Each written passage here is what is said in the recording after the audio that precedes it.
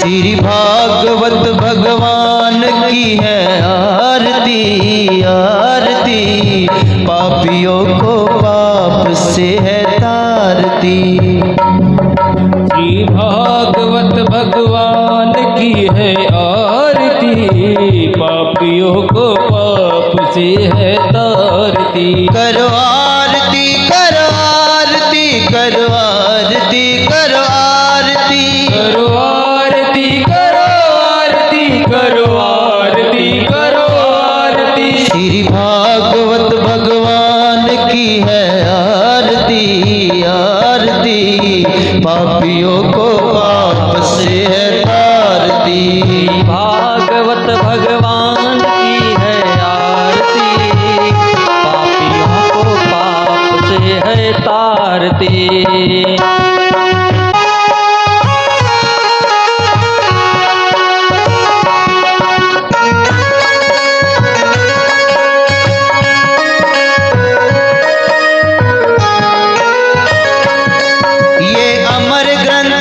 मुक्ति पंथी ये पंचम वेद निराला, नव ज्योति जगाने वाला, ज्योति जगाने वाला, नव ज्योति जगाने वाला।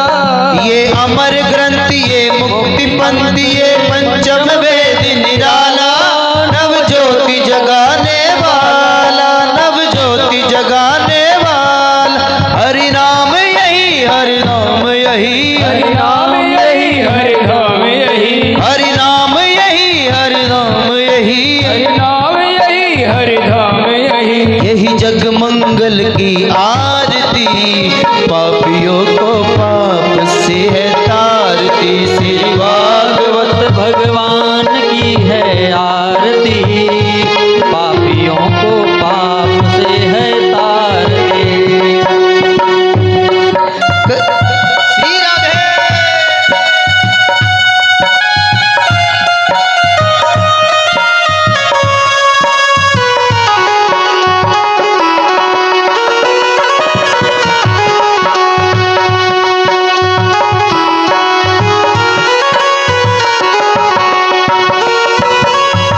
ये शांति गीत पावन पुनीत, पापों को मिटाने वाला, हरि दर्श कराने वाला, हरि दर्श कराने वाला, हरि दर्श कराने वाला।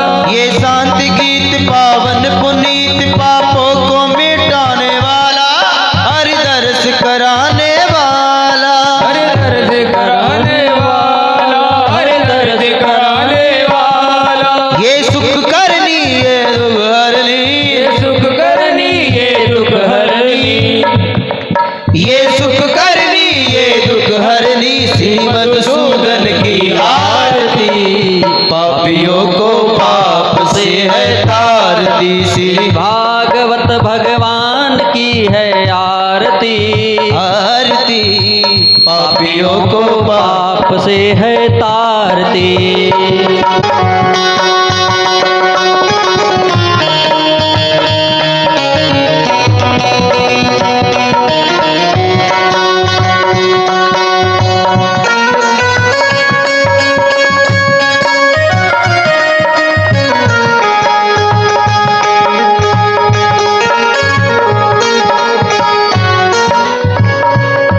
ये मधुर बोल जगबंद खोल, सन्ग मार्ग दिखाने वाला, बिगड़ी को बनाने वाला, बिगड़ी को बनाने वाला, बिगड़ी को बनाने वाला। श्री राम यही घनश्याम यही राम यही घनश्याम यही, श्री राम यही घनश्याम यही, राम यही घनश्याम यही। यही प्रभु की है आरती, पापियों को पाप से है तारती। श्री भागवत भगवान की है आरती आरती, पापियों को पाप से है तारती। श्री भागवत भगवान की है आरती, पापियों को पाप से है तारती।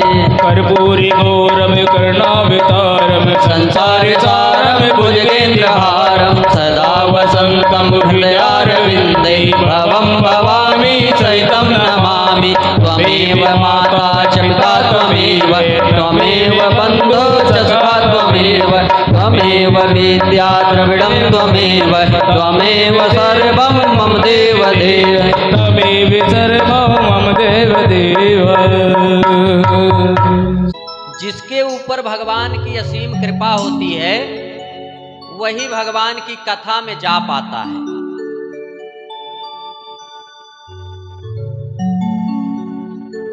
यही सर आवत अति कठिनाई, राम कृपा बिन आई न जाई, अति हरि कृपा जाहि पर होई, पाँव दे यही मार्ग सोई।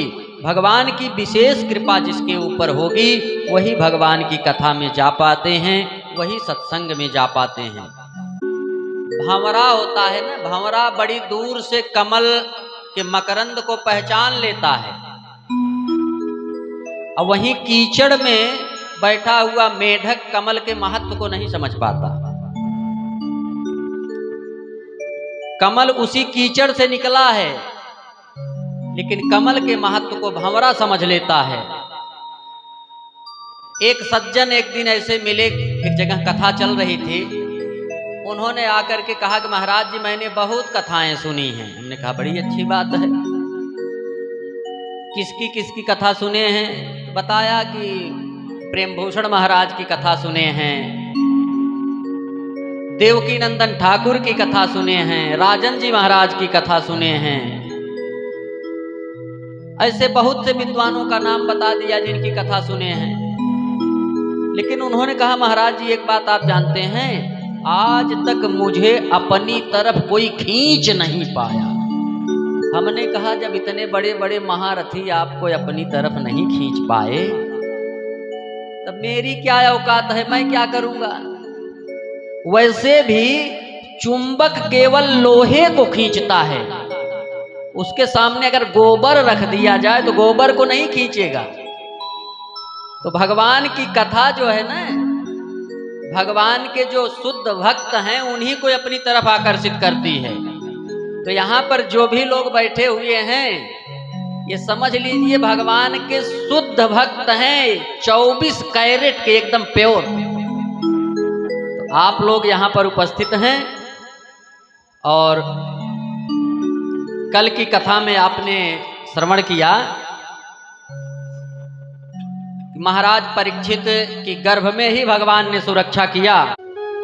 एक चेला था, अपने गुरुजी से पूछा कि भगवान को सर्वत्र कैसे देखे? कहा सबको मानो और सब में भगवान को देखो, सब में भगवान है। उसने कहा बड़ी अच्छी बात है। एक दिन ऐसे बैठा हुआ था, रास्ते में एक पागल हाथी दौड़ता हुआ आ रहा था।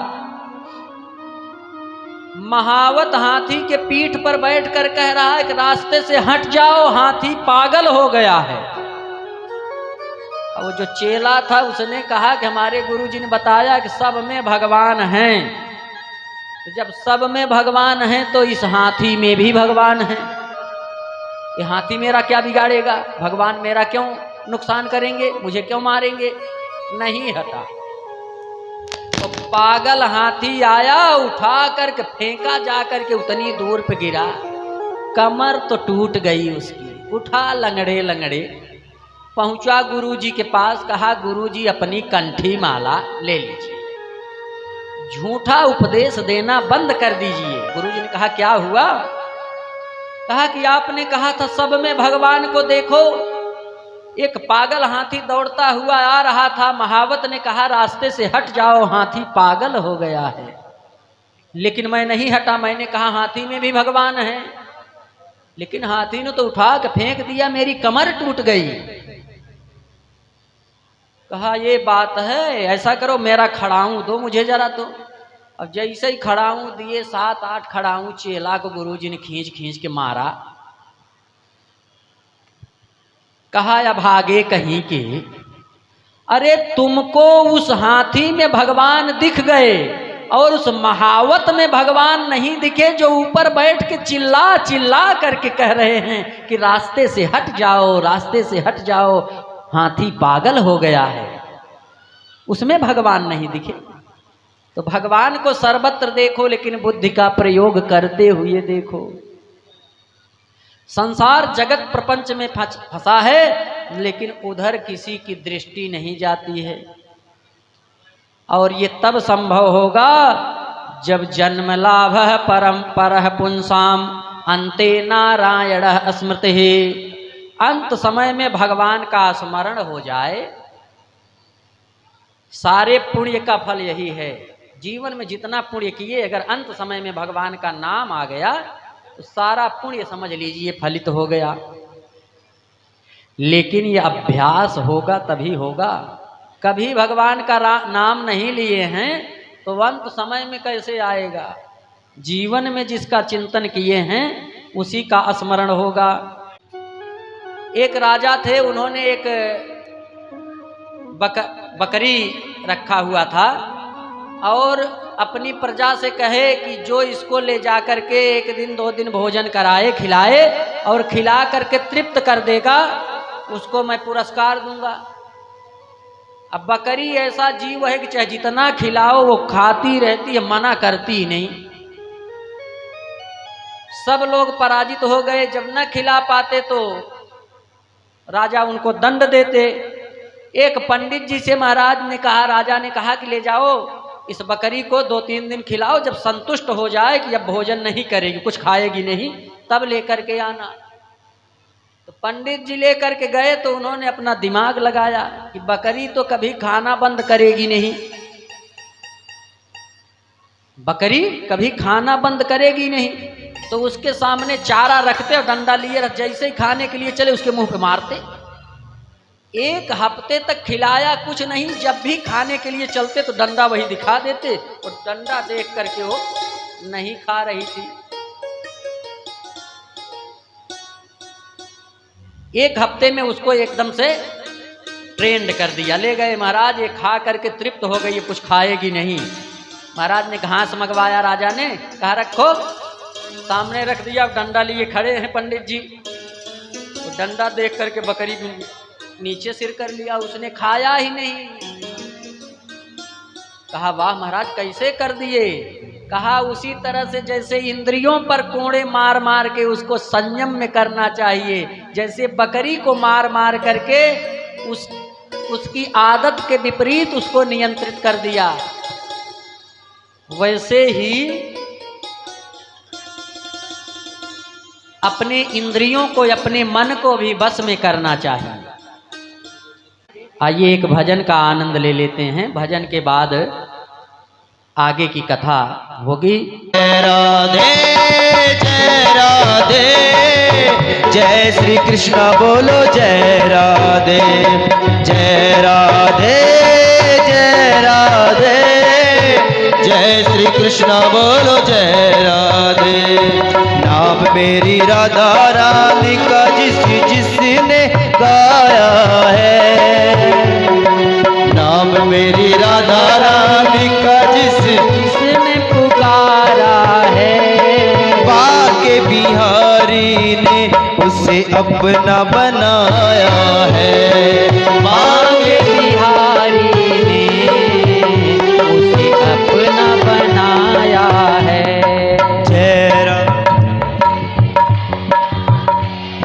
जय राधे जय राधे, जय राधे जय राधे, जय श्री कृष्ण बोलो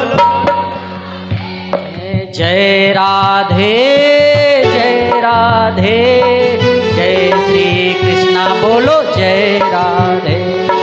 नाम मेरी राधा रानी का जिसने गाया है, नाम मेरी राधा रानी का जिसने गाया है, बाके बिहारी ने उसे अपना बनाया है, बाके बिहारी ने उसे अपना बनाया है। श्री राधे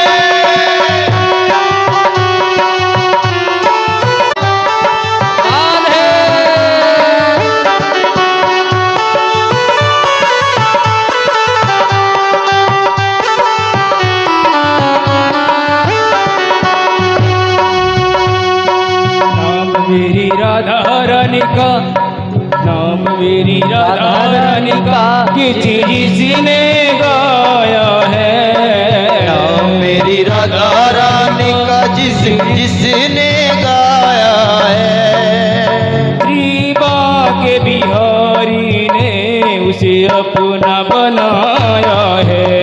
बाके बिहारी ने उसे अपना बनाया है। श्री राधे जय राधे, जय श्री कृष्ण बोलो जय राधे। जय राधे जय राधे, जय श्री कृष्ण बोलो जय राधे। जय राधे जय राधे, जय श्री कृष्ण बोलो जय राधे। बोले बाके बिहारी लाल की जय जय।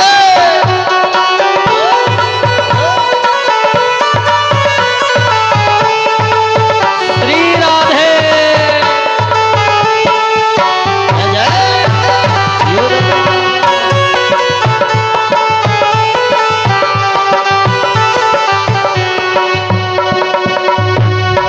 राधा राधा नाम वाली फेरी किसने माला है। राधा राधा नाम वाली फेरी जिसने माला है। राधा राधा नाम वाली फेरी किसने माला है। राधा राधा नाम वाली फेरी जिसने माला है।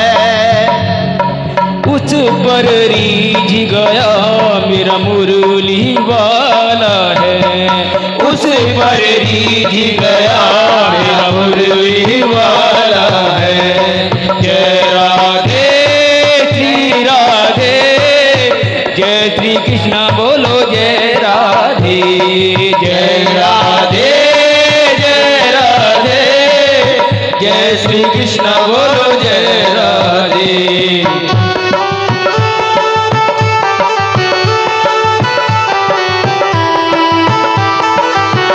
श्री राधे राधा राधा नाम का तो हुआ पागल जमाना है। राधा राधा नाम का तो हुआ पागल जमाना है। राधा राधा नाम का तो हुआ पागल जमाना है। राधा राधा नाम का तो मेरा सारा जमाना है। राधा राधा नाम का तो हुआ पागल जमाना है। राधा राधा नाम का तो हुआ पागल जमाना है। प्यारा तीनों लोगों से श्री जी का बरसाना है। प्यारा तीनों लोगों से श्री जी का बरसाना है। जय राधे जय राधे, जय श्री कृष्ण बोलो जय राधे। जय राधे जय राधे, जय श्री कृष्ण बोलो जय राधे। जय राधे जय राधे, जय श्री कृष्ण बोलो जय राधे। बोलिए कृष्ण कन्हैया लाल की। मनु के दो पुत्र उत्तानपाद और प्रियव्रत। महाराज उत्तानपाद की दो पत्नियां, एक का नाम सुनीति और दूसरे का नाम सुरुचि। सुनीति का मतलब है, सुनीति का अर्थ होता है सुंदर नीति।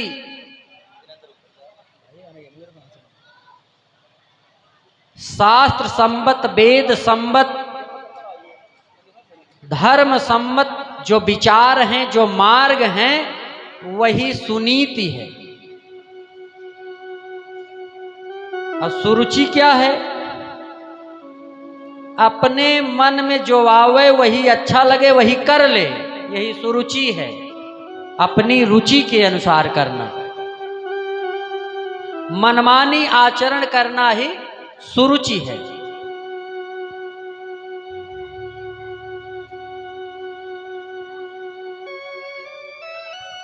एक सज्जन, जैसे ये लोग संगीत गा भजन सुनाते हैं, एक जगह कथा चल रही थी, तो ये लोग नहीं थे, दूसरे थे,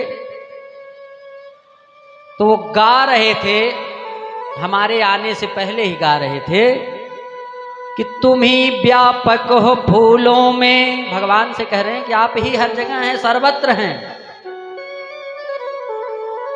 अगर हर वस्तु में भगवान ही हैं, तो कोई वस्तु भगवान पर चढ़ाने की क्या आवश्यकता है? गा रहे थे कि तुम ही व्यापक हो फूलों में, तुम ही व्यापक हो पोथी में, तुम ही व्यापक हो मूर्ति में, और तुम ही व्यापक हो पैसा में। जो रुपया है उसमें भी भगवान ही है। तो भला भगवान को भगवान पर कैसे चढ़ाऊं मैं? बताइए, जब भगवान ही हर वस्तु में हैं, तो बताइए भगवान को भगवान के ऊपर कैसे चढ़ा दें? अब हम जा रहे थे कथा कहने, हमने कहा लग रहा है कि आज एक पैसा दक्षिणा मिलने वाली नहीं है। अब बैठ गए जब कहने के लिए, तो सबसे पहले उन्हीं लोगों की तरफ देखे कि आप लोग तो बड़ी अच्छी भूमिका बना दिए आज। हमने कहा भैया बैठिए जरा, हमारा भी सुन लीजिए। अच्छा गा रहे थे, बहुत अच्छा गा रहे थे आप लोग। सब में भगवान है, लेकिन एक बात और है, आदमी अपने फायदे की बात बड़ी जल्दी समझ जाता है। जिसमें फायदा होता है, चाहे सही हो चाहे गलत हो, उसकी समझ में बड़ी जल्दी आ जाता है। अगर हर जगह भगवान हैं, तो बताइए कि आपके पेट में भगवान कहते हैं कि जो जठराग्नि है भोजन को पचाती है, वो मैं हूँ। भगवान कहते हैं वही जठराग्नि, वही अग्नि निकल गई तो शरीर शांत हो जाता है, तब उसको कहा जाता है शव है। तो सबने ये बात मान लिया कि रुपए में भगवान है।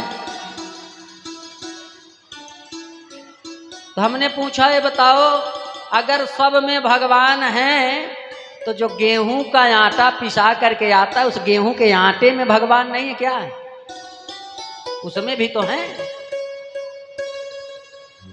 तो आप लोग भोजन करते हो, करते ही हैं, अंदर भगवान हैं जो उस भोजन को ग्रहण करते हैं।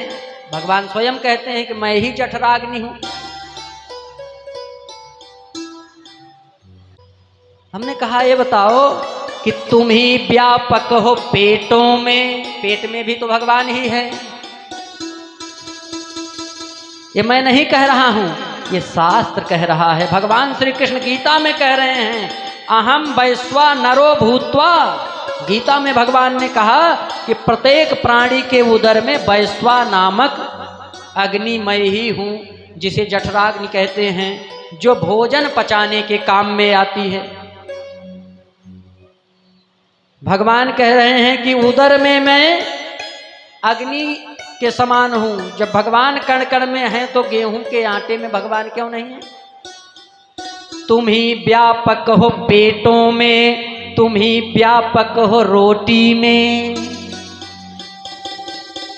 तुम ही व्यापक हो पेटों में, तुम ही व्यापक हो रोटी में। तो भला भगवान को भगवान में कैसे घुसाऊं मैं? बताइए भगवान को भगवान के अंदर कैसे घुसाएं? उसी तरह से भाई, जब हर जगह भगवान है तो काहे खाते हो इतना? अरे अभागे कहीं के, जैसे इस पेट में बैठे भगवान को रोटी की जरूरत है, उसी तरह से इस आसन पर बैठे हुए भगवान को भी आरती के भगवान की आवश्यकता है, पुष्प के भगवान की आवश्यकता है, धूप के भगवान की आवश्यकता है, भोग के भगवान की आवश्यकता है। दक्षिणा के भगवान की आवश्यकता है। यह सब धर्म का अंग है। भगवान ने मौका दिया है आपको जीवन सुधारने और बनाने का। अगर ये मौका पाकर भी नहीं बना पाए तो ये आपका दुर्भाग्य है। भगवान ने सुंदर अवसर, ये मानव शरीर हमको दिया है, लेकिन इंसान है कि देखकर भी अंधा और सुनकर भी बहरा बना हुआ है। रोज मरते हुए लोगों को देख रहा है, लेकिन खुद को अमर मान के बैठा है। धर्मराज युधिष्ठिर से यक्ष ने एक प्रश्न ये भी किया था। चारों भाई जब सरोवर में पानी पीने लगे तो बात नहीं माने, सब मूर्छित हो गए, बेहोश हो गए। धर्मराज भी गए तो यक्ष ने कहा, सावधान युधिष्ठिर, जल पीने से पहले तुम्हें मेरे प्रश्नों का उत्तर देना होगा, नहीं तो तुम्हारा भी वही हाल होगा जो तुम्हारे भाइयों का हुआ है। धर्मराज तो धर्मात्मा थे, एक ही बात में समझ गए, मान गए। कहा, पूछिए। तो 6 प्रश्नों की व्याख्या हमें नहीं करनी है। जो प्रश्न अपने काम का है उसी की चर्चा करेंगे। यक्ष ने प्रश्न किया कि धर्मराज, सबसे बड़ा आश्चर्य क्या है? सबसे बड़ा आश्चर्य क्या है? किम आश्चर्यम किम परम। तो आगरा का ताजमहल सबसे बड़ा आश्चर्य नहीं है। सबसे बड़ा आश्चर्य तो हमारे आपके जीवन में हो रहा है। क्या हो रहा है? धर्मराज युधिष्ठिर ने कहा कि सबसे बड़ा आश्चर्य तो यही है कि हनि हन्य भूतानि गच्छन्ति अमालयम शेषाः जीवितुम इच्छन्ति किमाश्चर्यम किम परम। लोग एक दूसरे को मरता हुआ देख रहे हैं, लेकिन अपने आप को अमर मान के बैठे हैं। इससे बड़ा कोई आश्चर्य क्या हो सकता है? तो सबसे बड़ा आश्चर्य यही है कि प्राणी देखता है कि सब मर रहे हैं, प्रतिदिन एक मृत्यु लोगों की देख रहा है, लेकिन अपने आप को ये मानता है कि मैं नहीं मरूंगा, अपने आप को अमर मान के बैठा है। सबसे बड़ा आश्चर्य यही है। उत्तानपाद की 2 पत्नियां थी, सुनीति से ध्रुव और सुरुचि से उत्तम का जन्म हुआ। बड़ी रानी सुनीति थी, लेकिन उनको घर से बाहर निकाल दिया गया था, दासी की तरह रहना पड़ता था। एक दिन ध्रुव अपने पिता की गोद में जाकर के बैठे तो उनकी विमाता ने गोद से उठाकर फेंक दिया। कहा कि अगर राजा की गोद में बैठना है तो भगवान की तपस्या कर और उनसे वरदान मांग कि तुझे मेरी गोद से, मेरी कोख से जन्म दे, तब तुम इस गोद में बैठने के अधिकारी हो। भगवान से बढ़ करके वो अपनी कोख को मान रही, अपनी गोद को मान रही। क्या आश्चर्य है!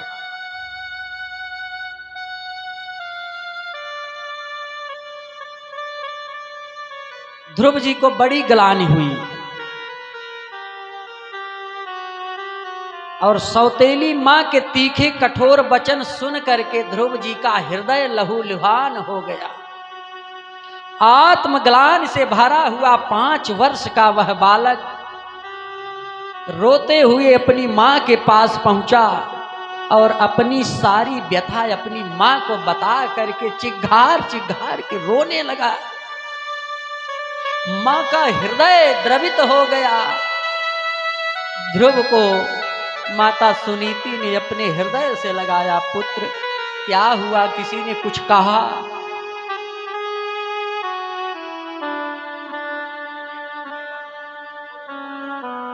ध्रुव ने बताया कि मां विमाता ने मुझे पिताजी की गोद से फेंक दिया और कहा कि अगर इनकी गोद में बैठना है तो भगवान की तपस्या करके मेरी कोख से जन्म लो, तभी इनकी गोद में बैठ सकते हो, राजा की गोद में बैठने के अधिकारी हो। सुनीति ने कहा तुम्हारी विमाता ने सही कहा है। तो मां भगवान मिलेंगे कहाँ? भगवान तो हर जगह रहते हैं, लेकिन वन में लोग भगवान को खोजने के लिए जाते हैं। ध्रुव जी महाराज निकल पड़े भगवान को खोजने। कहाँ जाएं, कैसे जाएं, भगवान कहाँ मिलेंगे, कैसे मिलेंगे, कितने में मिलेंगे। 5 वर्ष के बालक को क्या पता कि भगवान कैसे होते हैं। बोलिए सच्चिदानंद भगवान की। वाह, बड़ी अच्छी जय बोलते हैं आप लोग, बड़ा अच्छा लगता है। नारद जी ने देखा कि चेला घर से निकल पड़ा है। संकल्प दृढ़ है कि नहीं है, इसकी परीक्षा करने के लिए नारद जी ध्रुव के सामने आ गए। बोले कहाँ जा रहे हो, छोटे से बालक हो, सुकुमार हो, सुकोमल हो,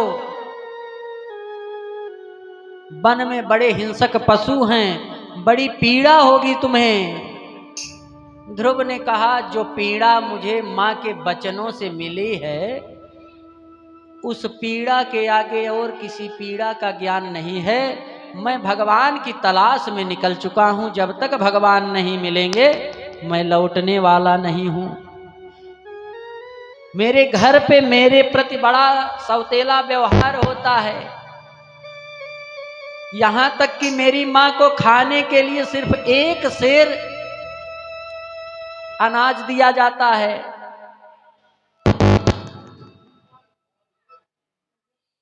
नारद जी ने कहा 1 सेर मिलता है, चलो 2 सेर दिलवा दिया करेंगे आज से। ध्रुव ने कहा प्रभु बड़ी कृपा है भगवान की, उनके रास्ते पर अभी निकला ही हूं कि 1 सेर से 2 सेर हो गया, दुगना लाभ मिल गया।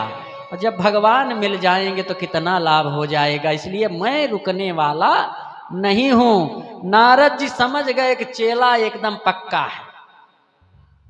नारद जी ने कहा ठीक है, चले जाओ वृंदावन, वहीं एक वृक्ष के नीचे योग साधना की विधि बता दिया और 12 अक्षर मंत्र दे दिया। कहा कि मैं तुम्हारा गुरु हूं, अब इसी 12 अक्षर मंत्र का जाप करते रहना, भगवान तुम्हें मिल जाएंगे। 12 अक्षर मंत्र की दीक्षा प्राप्त करने के बाद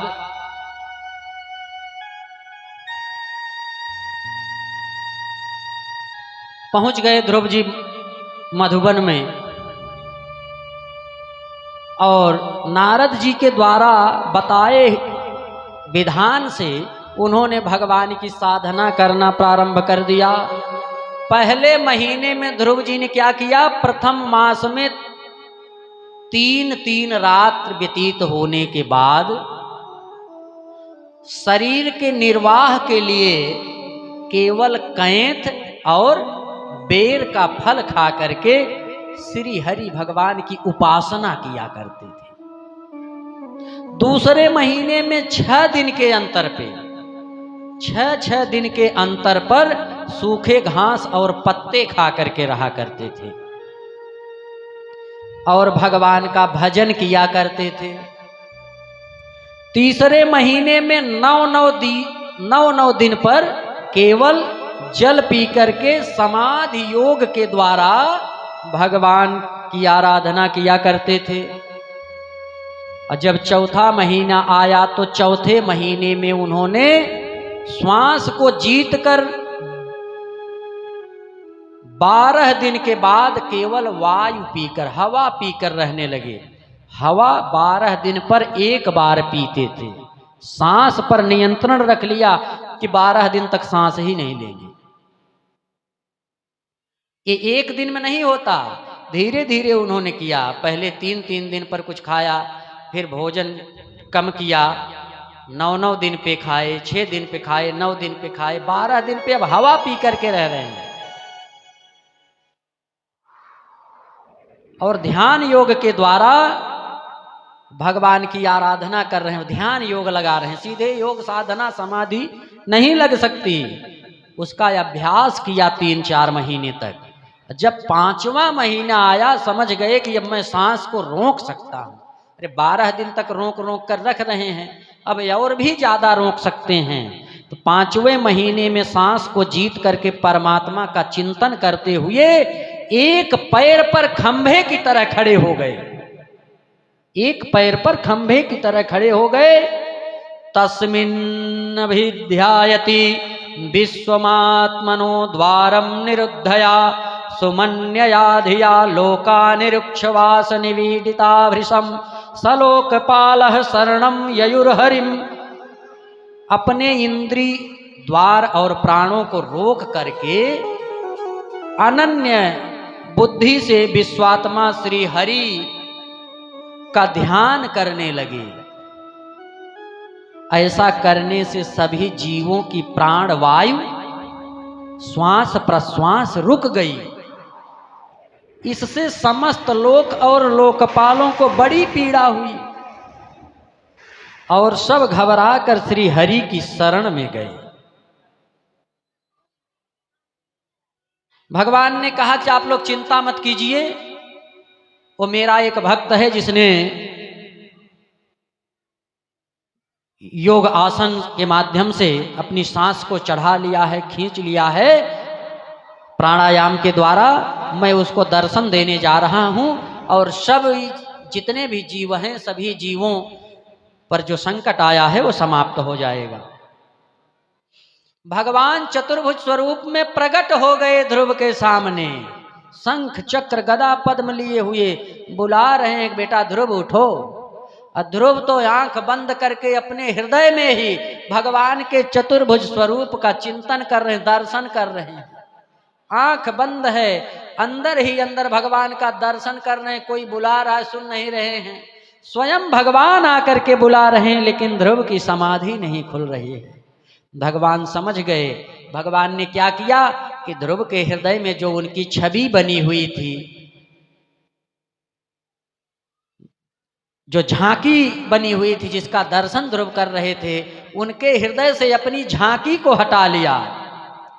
जब झांकी को हटा लिया तो ध्रुव का हृदय व्याकुल हो गया। तुरंत उन्होंने आंख खोली तो वही दिव्य स्वरूप जो उन्होंने भगवान का हृदय में बसा रखा था, वो सामने भगवान चतुर्भुज रूप में खड़े हैं। ध्रुव श्री हरि की स्तुति करना चाहते हैं, लेकिन 5 साल का अबोध बालक, न गुरु जी ने बताया कि भगवान आएंगे तो कैसे स्तुति करोगे, न माँ ने बताया है कैसे स्तुति करोगे, क्या मांगोगे। भगवान समझ गए। भगवान ने उनके कपोल से उनके गाल में अपनी शंख का स्पर्श कराया। ध्रुव को समस्त ज्ञान योग साधना सब वेद पुराण का सब ज्ञान तुरंत प्राप्त हो गया, क्योंकि भगवान की हर वस्तु भगवान ही होती है। जब ज्ञान हो गया तो ध्रुव जी ने विधिवत भगवान की स्तुति किया।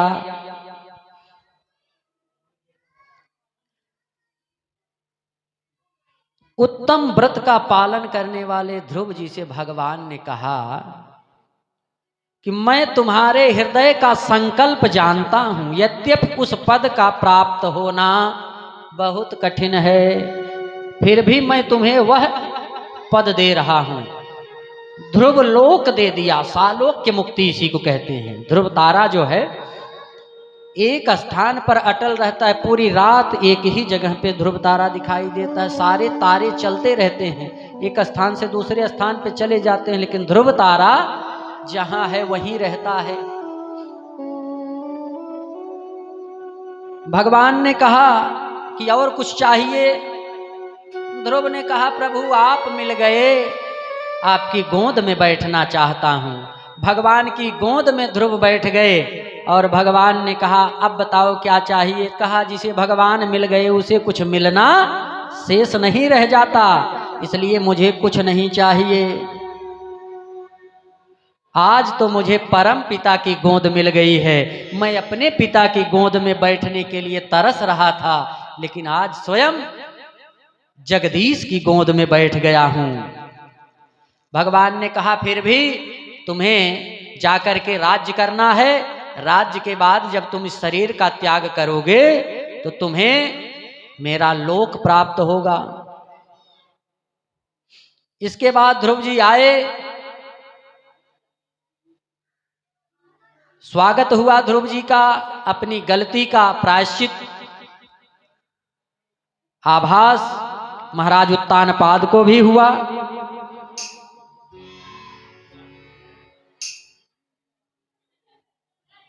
उत्तानपाद ने भी अपने पुत्र से कहा, पुत्र मुझसे बड़ी भयंकर भूल हुई।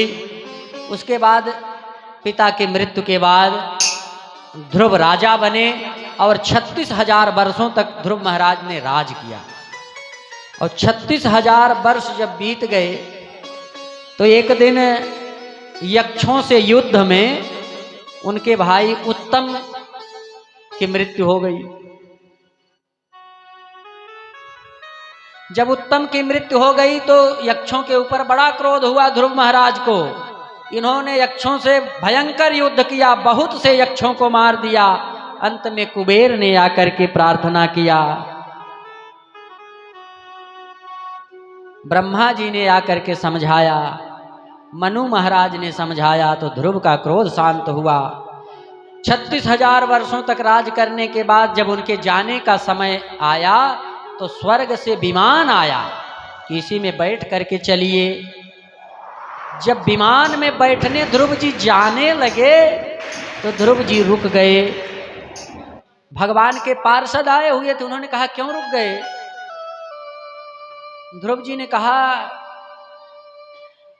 कि कुछ छूट रहा है। भगवान के पार्षदों ने कहा तुम्हें चिंता इस बात की है कि मेरी मां की क्या गति है, तो वो देखो जो सामने विमान जा रहा है उसमें तुम्हारी माता बैठ करके जा रही है। अब ध्रुव जी जब बैठने लगे तो मृत्यु देवता आ गए। उन्होंने कहा महाराज इस धरती पे जो आता है बिना मेरा वर्ण किए हुए वो इस धरती से जाता नहीं। भगवान के पार्षदों ने कहा इनसे कहो अपना सिर नीचे झुकाएं। तो जब उन्होंने सिर नीचे झुकाया तो ध्रुव महाराज मृत्यु देवता के सिर पर पैर रख करके विमान में सवार हो गए और इस लोक से चले गए। तो ध्रुव महाराज ने ग्लानिवश भगवान का ध्यान किया। कुलम पवित्रम जननी कृतार्था वसुंधरा पुण्यवती चतेन। वह धरती धन्य है, वह कुल धन्य है, वह मां धन्य है जो ध्रुव जैसे भक्त को जन्म देती है।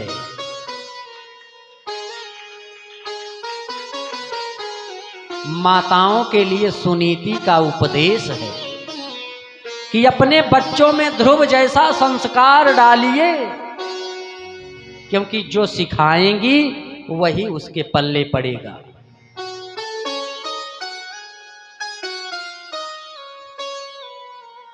ध्रुव महाराज की कथा आप लोगों ने श्रवण किया। ध्रुव महाराज के ही वंश में आगे चल करके महाराज अंग हुए, बड़े धर्मात्मा थे। उनका पुत्र उतना ही बड़ा दुरात्मा निकला, ब्राह्मणों को मारना, ऋषियों महात्माओं को प्रताड़ित करना, यहां तक कि वो कहता था कि भगवान की पूजा मत करो, हवन कर रहे हो, यज्ञ कर रहे हो तो यही कहो बेनाय स्वाहा, भगवान का नाम मत लो।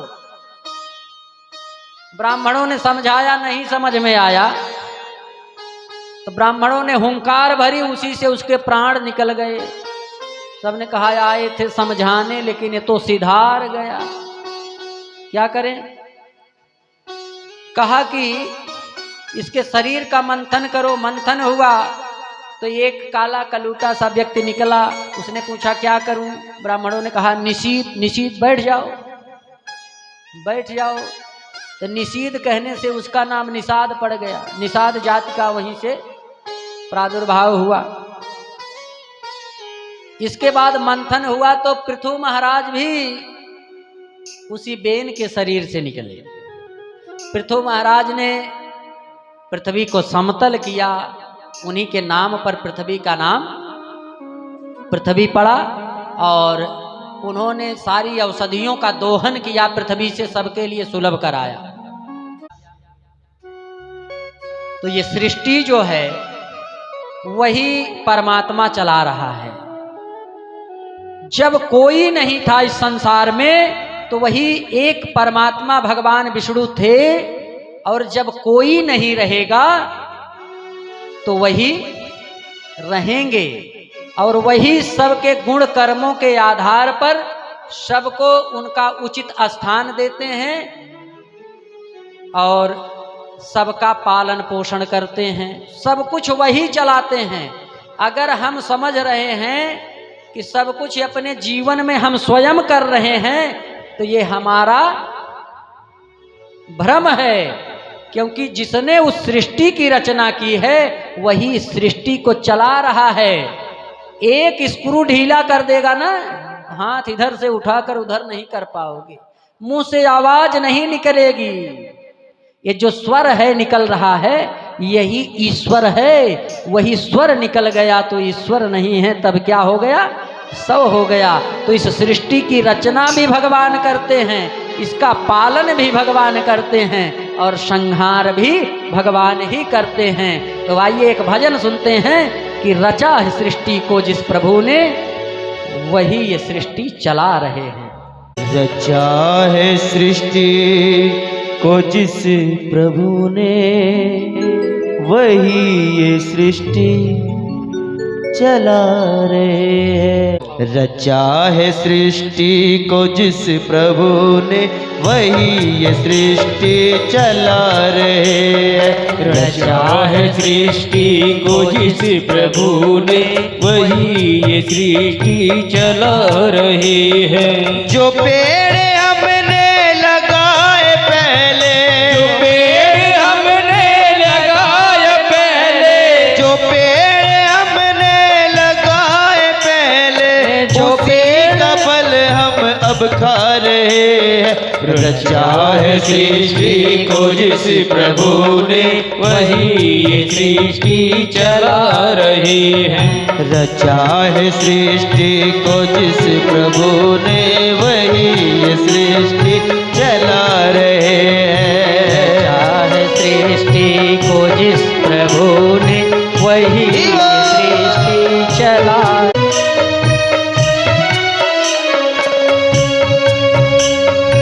इसी धरा से शरीर पाए, इसी धरा से शरीर पाए, इसी धरा में फिर सब समाए, इसी धरा में फिर सब समाए। है सत्य नियम यही धरा का, है सत्य नियम यही धरा का, है सत्य नियम यही धरा का। है जा रहे हैं एक जा रहे हैं। रचा है सृष्टि को जिस प्रभु ने, वही ये सृष्टि चला रहे हैं। जो पेड़ हमने लगाए पहले, जो पेड़ हमने लगाए पहले, उसी का फल अब हम खा रहे हैं। रचा है सृष्टि को जिस प्रभु ने, वही ये सृष्टि चला रहे। श्री राधे।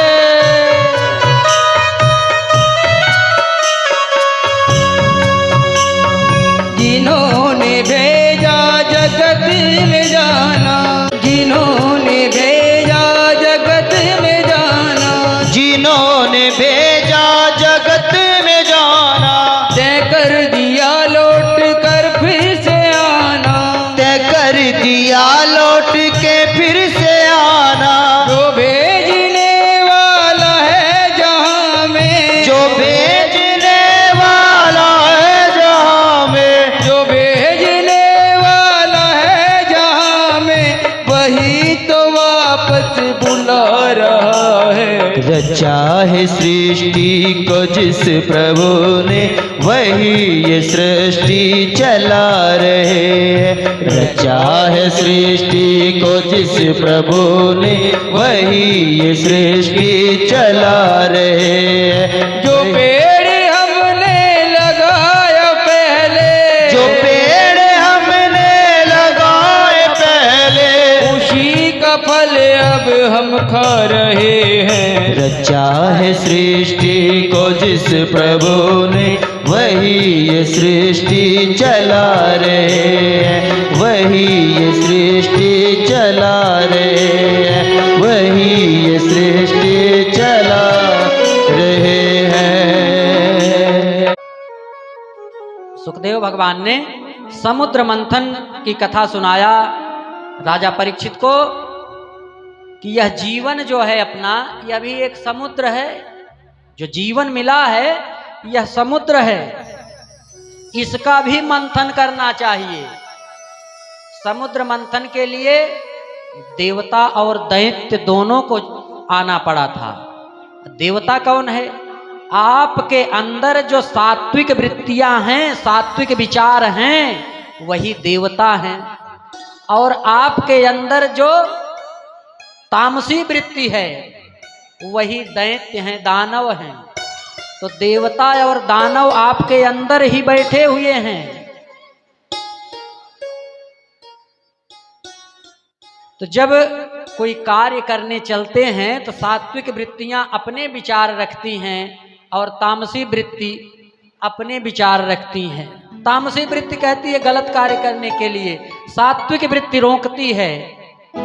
जो जीत जाता है उसी का काम हो जाता है। तो सात्विक वृत्तियों को अगर आप विजय दिलाएंगे तो अच्छा है।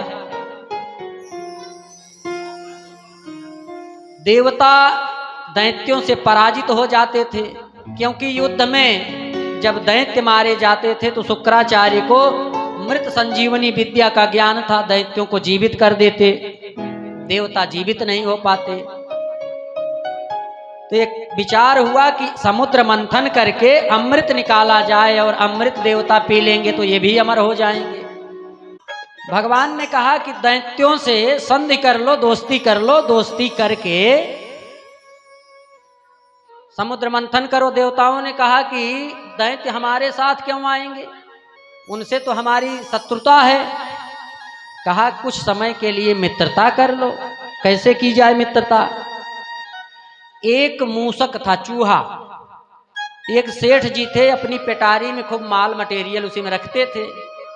तो चूहा उनकी पेटारी में घुस गया, खुली हुई थी पेटारी। जब चूहा घुस गया तो चूहा को खाने के लिए एक सांप घुस गया उसी में। जब सांप घुस गया तब तक सेठ जी आए, पेटारी को बंद कर दिए। पेटारी समझते हैं, कोई पात्र था उस तरह का, ढक्कन बंद कर दिए।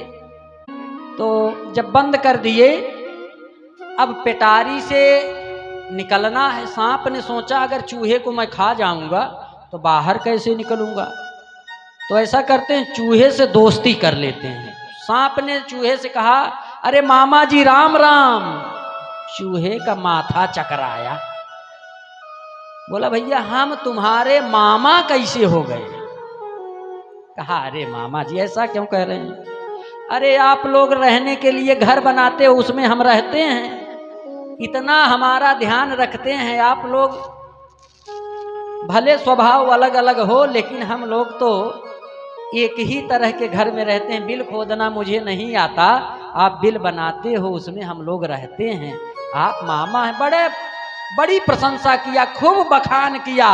इतना बखानने के बाद चूहा ये समझा कि सही में मैं इसका मामा हूं, मान लिया। कहा भांजे अब चिंता मत करो, मेरा कमाल देखो। तुरंत कुतर करके बिल बना दिया चूहा, निकल आया बाहर। और फिर अंदर जाकर के कहा भांजे पहले तुम बाहर निकलो। सांप बाहर निकल के बैठा कि चूहा निकले तो उसको खा ले। और जैसे ही चूहा निकला, सांप ने उसको पकड़ लिया। चूहे ने कहा अरे हम तो तुम्हारे मामा हैं। कहा मामा तब थे जब हम संकट में थे, अब मामा नहीं, अब तुम मेरे भोजन हो। उसी तरह से सबने विचार किया कि दैत्यों से मित्रता कर ली जाए। देवताओं ने जाकर के कहा कि देखो भैया हम लोग तो हैं एक ही पिता की संतान, माँ अलग अलग है। तो क्या हुआ, कश्यप ऋषि की 2 पत्नियां थीं, दिति और अदिति। दिति से दैत्य और अदिति से देवता पैदा हुए। ठीक, अब देवताओं ने समझाया कि उसमें से अमृत निकलेंगे, बहुत से रत्न निकलेंगे, सब आपस में बांट लिया जाएगा। ये हुआ कि ठीक है, कोई बात नहीं, बांट लेते हैं।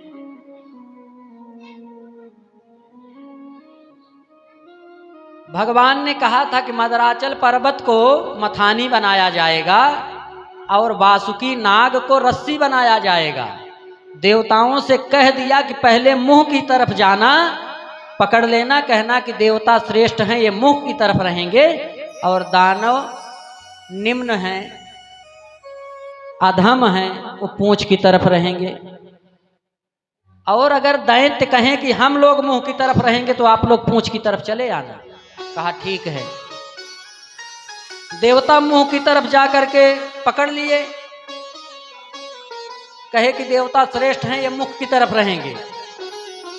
दैत्यों ने कहा कैसे श्रेष्ठ हो गए, हम इतने प्रतापी दैत्य हैं, हम लोग मुंह की तरफ रहेंगे। देवता तो वही चाहते थे कि हम लोग पूंछ की तरफ चले जाएं। एक पंडित जी थे, जो भी काम कहते थे पंडितानी से अपने, पंडितानी उसका उल्टा ही किया करती थी। पंडितानी सब उल्टा काम करती थी। पंडित जी समझ गए पंडितानी से काम कैसे करवाना है, तो पंडित जी उल्टा बोल करके सीधा काम करवा लेते थे। कोई आ गया घर पे आया, 2-4 लोग आ गए, मेहमान आए घर में।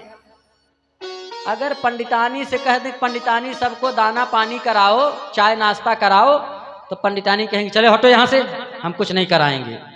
अब पंडित जी जाकर के कह रहे हैं, तो पंडितानी देख रही हो, ऐसे 4 लोग रोज आकर के बैठे रहते हैं और इनको कौन दाना पानी कराए, चाय पानी कराए रोज, किसी को चाय पानी बिल्कुल मत पूछना। पंडितानी ने कहा मैं सबको चाय पानी कराऊंगी और भोजन भी कराऊंगी, शांत रहो, तुम बोलना मत। अब पंडित जी तो वही चाहते थे। इस तरह से जब भी जरूरत पड़ती ऐसे कह दिया करते थे। एक दिन पंडित जी आए, बोले पंडितानी जान रही हो पूरा गांव जो है सफीपुर एकदम पगला गया है। काहे? अरे सब लोग जा रहे हैं प्रयागराज महाकुंभ नहाने, इतनी ठंडी में, इस बार महाकुंभ लग रहा है प्रयागराज में, तो सब लोग कुंभ नहाने जा रहे हैं। अब इतनी ठंडी में कौन जाए प्राण देने वहां?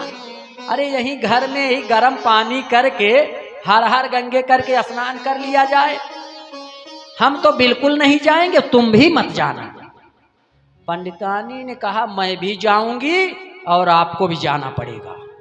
पंडित जी वही चाहते थे, काम बन गया। थोड़ी देर बाद आए लौट करके, पंडितानी सुनो, पूरे गांव का दिमाग खराब हो गया है। सब लोग बढ़िया बढ़िया पूड़ी, खीर, गुझिया, क्या क्या बना करके ले जा रहे हैं खाने के लिए। अरे सब ठंडा हो जाएगा, वहीं चल के गरम गरम होटल में खाएंगे, यहाँ तुम कुछ बनाना मत। पंडितानी ने कहा सब कुछ बना के ले चलूंगी, कुछ बाहर से नहीं खाना है। अब पंडित जी वही चाहते थे। अब पहुंच गए स्नान करने संगम महाकुंभ में। पंडितानी जा करके स्नान कर रही हैं। थोड़ा आगे निशान बना हुआ कि आगे गहरा है। पंडित जी आज उल्टा नहीं बोले, सीधा बोल दिए। क्या बोले? अरे पंडितानी सुनो, आगे मत जाना, आगे बड़ा गहरा है। पंडितानी ने कहा अब तो मैं उस पार तक जा करके लौटूंगी। अब पंडितानी आगे गई और यमुना जी की धारा में गोविंदाय नमो नमः हो गई, बह गई। पंडित जी लगे चिल्लाने कि मेरी पंडितानी डूब गई, डूब गई। अब क्या करें? सब आए, पुलिस वाले आए, कहे ठीक है महाराज चिंता मत कीजिए, जाल डाल रहे हैं। 8-10 किलोमीटर तक जाल डाल करके लौटे पंडित जी। बहुत दूर तक जाल डाले लेकिन पंडितानी मिली नहीं। अरे जाल किधर डाले पहले तो बताओ? जिधर धारा जा रही है हम लोगों ने 10 किलोमीटर तक जाल डाल दिया, लेकिन पंडितानी का पता नहीं चला। पंडित जी ने कहा आप लोग जाल ही गलत डाल रहे हैं। अरे पंडितानी सब दिन धारा के विपरीत बही हैं, तो आज धारा के साथ कैसे बह जाएंगी? उल्टा जाल डालो, पंडितानी जरूर मिल जाएंगी।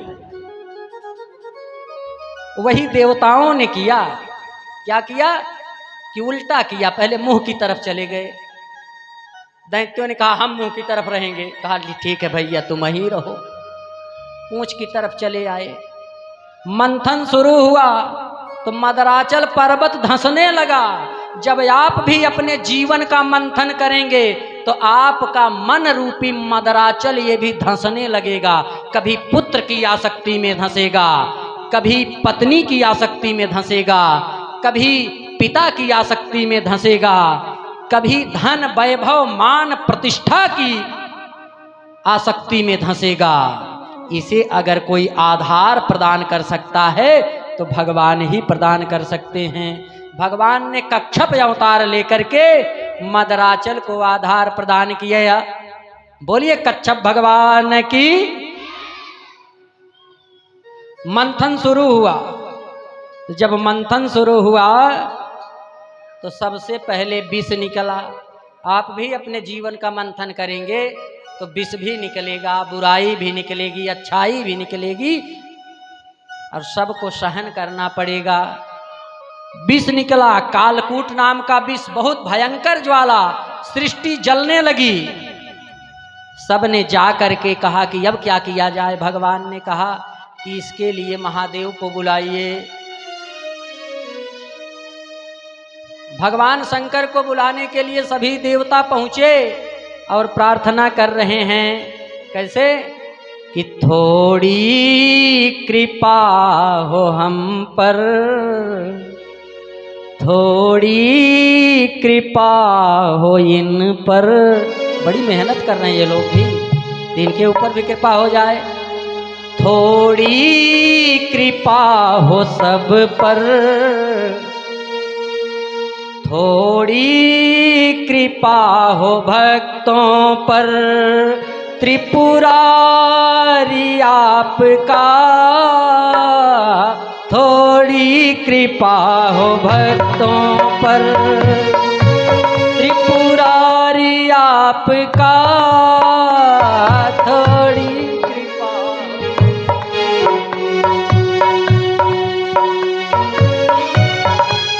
और क्या कहा कि भक्तों के लिए है खुला दरबार आपका,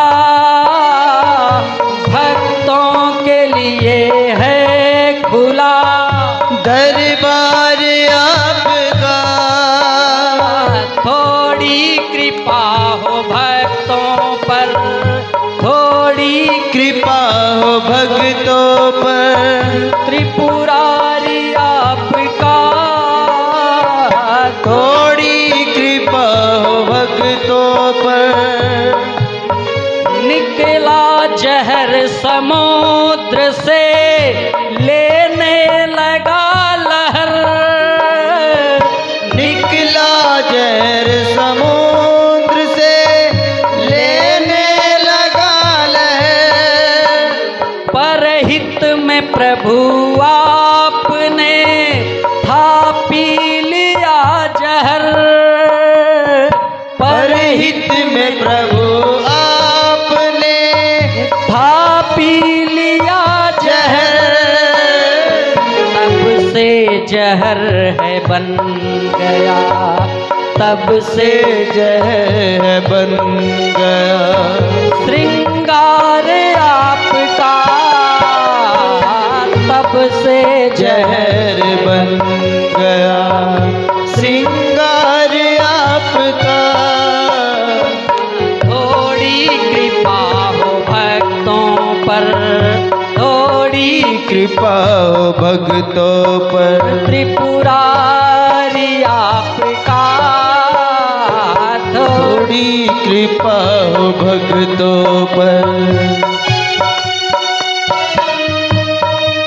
जब धरती दैत्यों के पाप से कांपने लगती है, कि जब कांपने लगी धरा असुरों के पाप से,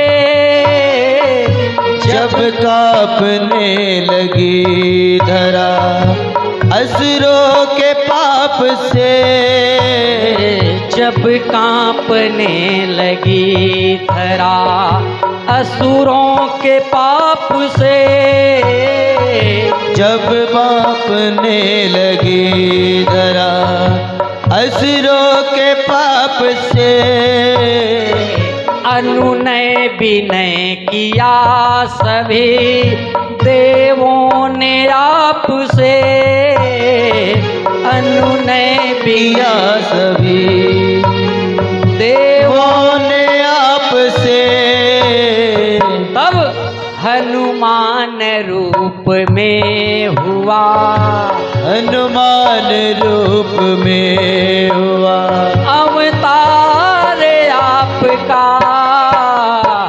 हनुमान रूप में हुआ अवतार आपका, थोड़ी कृपा हो भक्तों पर त्रिपुरारी आपकी, थोड़ी कृपा हो भक्तों पर। भगवान शंकर का भोले बाबा का परिवार कैसा है कि मूषक मयूर विषधर, मूषक मयूर विषधर, मूषक मयूर विषधर रहते हैं साथ मिलकर, मूषक मयूर विषधर रहते हैं साथ मिलकर, शेर और नंदी करते हैं साथ विचरण, शेर और नंदी करते हैं साथ विचरण, इतना अनोखा विश्व में, इतना अनोखा विश्व में परिवार आपका, इतना अनोखा विश्व में परिवार आपका, थोड़ी कृपा हो भक्तों पर त्रिपुरारी आपका। बोलिए शंकर भगवान की जय हो। पृथक पृथक सब कीन प्रशंसा, भये प्रसन्न चंद्र अवतंसा। भगवान शंकर प्रकट हो गए और भगवान शंकर ने जा करके उस हलाहल विष को पान किया। अब कुछ लोग कहते हैं बाल्टी में पी गए, कुछ लोग कहते हैं खप्पर में पी गए, कुछ लोग कहते हैं घड़े में लेकर के पी गए। लेकिन जो लिखा गया है कैसे पिए हैं कि ततः करतली कृत्य व्यापी हलाहलम विषम अभक्षयन महादेव कृपया भूत भावन है। ततः करतली कृत्य व्यापी हलाहलम, अपने कर में लेकर, हाथ में लेकर के भगवान शंकर विष को पी लिए। जब पी लिए तब याद आया कि हृदय में भगवान विराजमान हैं। अगर विष वहाँ पहुँचा तो भगवान के उदर में संपूर्ण सृष्टि रहती है, सब नष्ट हो जाएगा। तो शंकर जी ने क्या किया कि अपने कंठ में ही उस अमृत विष को सुखाने लगे। और जब विष को सुखाए तो उनका कंठ नीला पड़ गया। तब से भगवान शंकर का एक नाम नीलकंठ पड़ गया। बोलिए नीलकंठ भगवान की जय हो। अब नीलकंठ भगवान ने पान किया विष को। उसके बाद बहुत से रत्न निकले, 14 रत्न निकले समुद्र मंथन से। बाद में अमृत निकला। जब अमृत निकला तो स्वरभानु नाम का एक दैत्य था, वो अमृत का कलश लेकर के भागा। तो भगवान विष्णु ने मोहिनी अवतार धारण करके उन्हें मोहित किया दैत्यों को, और कहा, जब दैत्यों ने मोहित होकर कह दिया कि देवी जैसा चाहो ऐसा करो, हम तुम्हारे बस में हैं। उन्होंने कहा ठीक है, हम सबको अमृत पिला दे रहे हैं, लाइन से बैठिए। एक पंक्ति में देवता बैठ गए, एक पंक्ति में दैत्य बैठ गए। भगवान ने कहा ऊपर पतला वाला है, पहले देवताओं को पिला देते हैं, तो गाढ़ा वाला है आप लोगों को पिला देंगे। दैत्यों ने कहा ठीक है, पिलाने लगे। तब तक जो स्वरभानु दैत्य था उसके समझ में आया कि कहीं धोखा हो रहा है। उसने सोचा कि अगर बिरादरी के चक्कर में पड़े तो मैं भी अमृत नहीं पाऊंगा। चुपके से चला गया देवताओं की पंक्ति में, देवता का स्वरूप बनाया। पहले तो पीछे जाके बैठा, फिर सोचा कि भंडारे में पूरी कचौड़ी खत्म हो जाती है, पता चला हमारा नंबर आते आते अमृत खत्म हो जाए तो कैसे पीऊंगा। आ गया आगे, आगे कार्यकर्ताओं की दृष्टि विशेष रहती है, तो बीच में जाके बैठा। किसके बीच में? सूर्य और चंद्रमा के बीच में बैठा।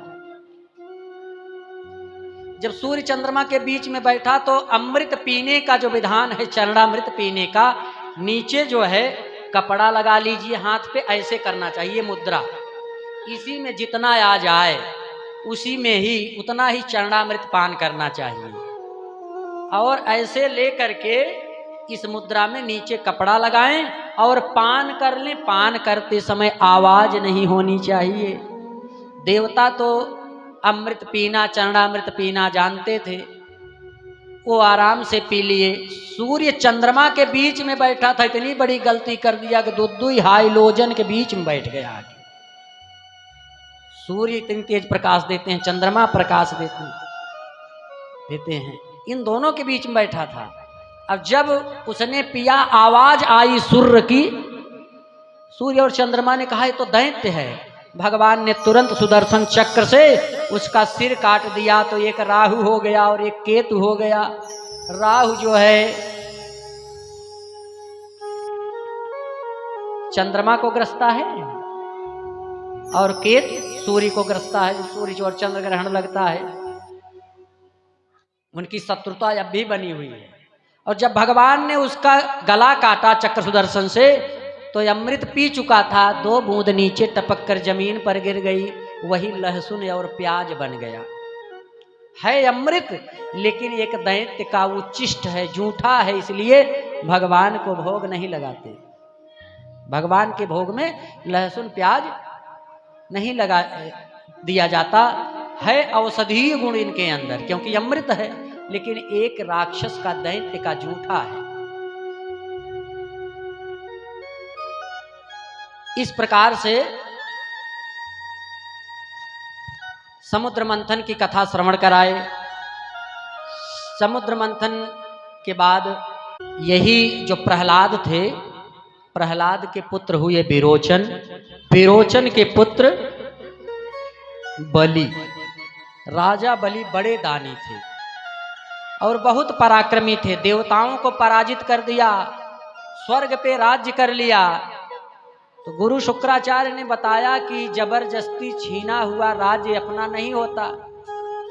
जो 100 यज्ञ, 100 अश्वमेघ यज्ञ कर लेता है वो सतक्रतु कहा जाता है, और जो सतक्रतु होता है वो इंद्र का स्थान प्राप्त कर लेता है। अगर 100 यज्ञ आप कर लेते हैं, 100 अश्वमेघ यज्ञ, तो आप परमानेंट स्वर्ग के राजा बन जाएंगे। तब देवता घबरा गए जब यज्ञ करने लगा। 99 यज्ञ कर लिया राजा बलि ने, 100 यज्ञ किए तो देवता घबराए। यज्ञ करना कोई गलत बात है क्या? हवन यज्ञ करना कोई गलत बात है? बताइए। अच्छा कार्य है। अच्छा कार्य करने पर सबसे पहले जो है विघ्न कौन डालता है? बताइए। राक्षस डालते हैं कि देवता डालते हैं? सबसे पहले देवता विघ्न डालते हैं। भगवान राम का राज्याभिषेक हो रहा था, विघ्न मनावई देव कुचाली, आकर के विघ्न डाल दिया, नहीं होने दिया। वही यहां पर देवता कर रहे हैं कि ये 100 यज्ञ कर लेगा तो इंद्र पर, इसका राज स्वर्ग पर हो जाएगा, तब हम लोग स्वर्ग से वंचित हो जाएंगे। भगवान से जाकर के प्रार्थना किया। भगवान ने कहा ठीक है, चिंता मत करो, आप सब अपने अपने धाम को लौट जाओ, मुझे इसके बारे में ज्ञात है, मैं शीघ्र ही राजा बलि से तुम सबका राज्य छीन करके लेकर के वापस देने के लिए अवतार लेने जा रहा हूं।